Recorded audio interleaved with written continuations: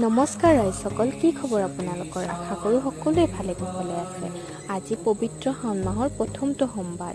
শাওণ মাহৰ বিশেষ গুৰুত্ব আছে নহয়নে বাৰু?